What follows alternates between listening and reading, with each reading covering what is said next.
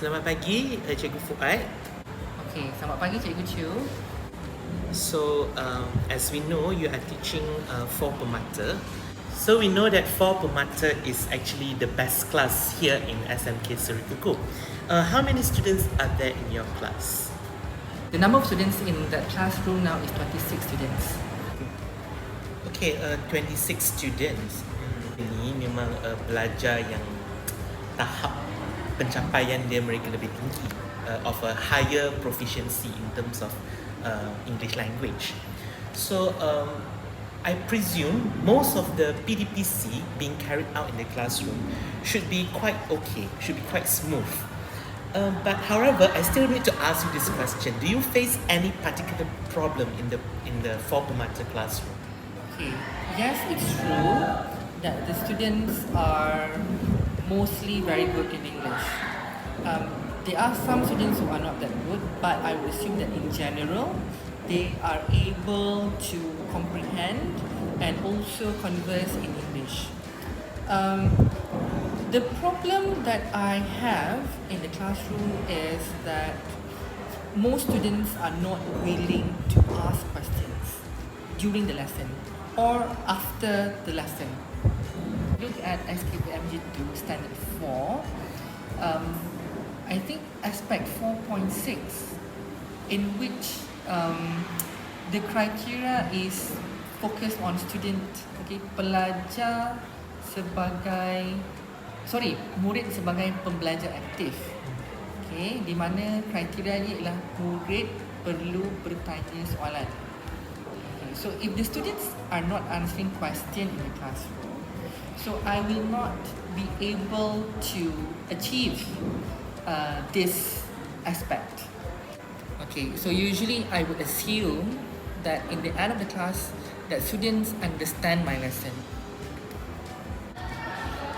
Oh, so it's good to hear that you have identified a particular shortcoming that you face in the process of teaching and learning in your 4 Permata classroom.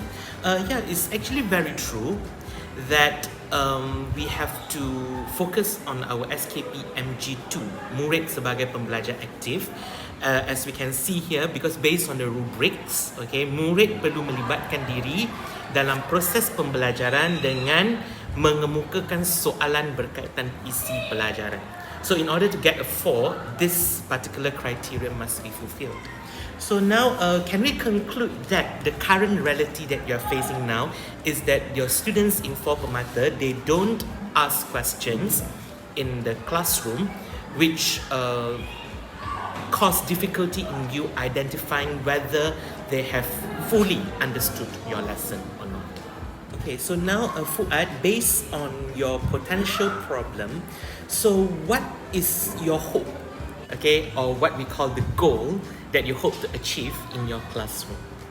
I am hoping that I will create a classroom with an environment whereby students wanted to participate by asking questions, thus create a lively participation in the classroom. Oh, good. That's great. So now I can see that you have identified a potential problem that you face in teaching 4 Permata, which is the students, they don't ask a lot of questions in your classroom throughout the PdPc. And your goal here, as you mentioned just now, is hoping that you can have an active learning environment where students engage actively in the teaching and learning by asking questions. So very clear that you have your problem and your goal being stated here. So what do you think some of the options that you can do to solve this problem?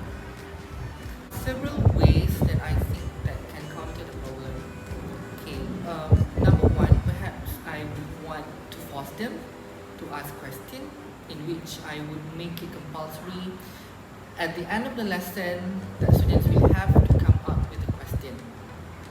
Okay, another suggestion perhaps, I would like to give them room, or maybe perhaps an opportunity for them not only to ask me questions, but perhaps to ask their friends too in the classroom.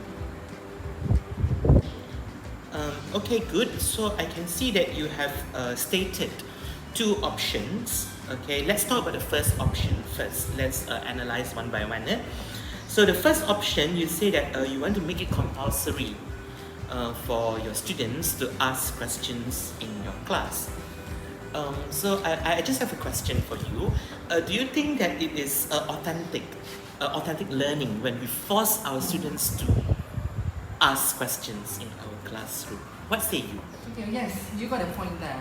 Yeah, students, it will not be authentic when the students are forced to ask questions, especially when they ask questions not because they wanted to. They are asking questions because they have to, and being forced by the teacher. That is something that I am not looking for in my classroom. What you say just now is like you want to have students asking not only you, but the other peers, their friends, their classmates questions to check their understanding.